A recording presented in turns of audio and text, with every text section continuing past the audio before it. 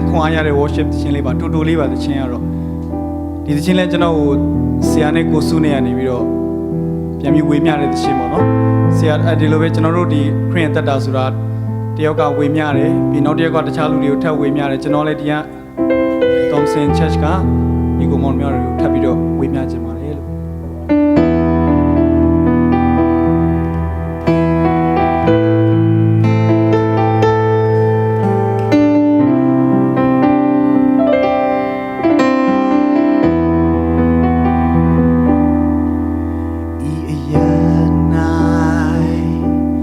don't team move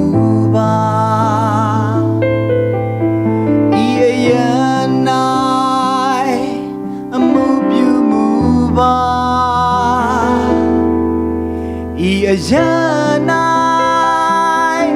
ပြောင်းလဲစီပါ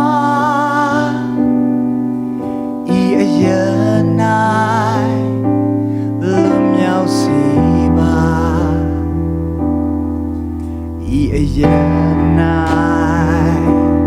don't team move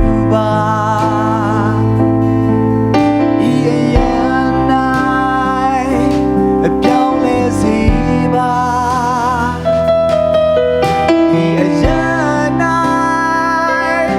ပြောင်းလဲစီပါ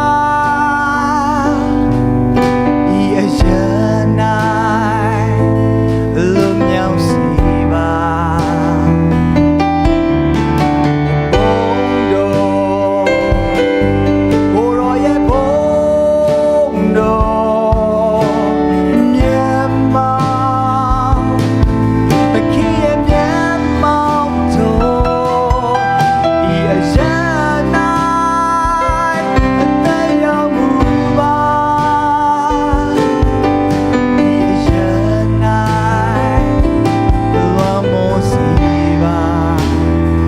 လွယ်လွယ်လေးနော်သချင်းလေးอ่ะကျွန်တော်အားလုံးထိုင်ရက်ပဲကျွန်တော်တို့လိုက်ဆိုကြည့်အောင်နော်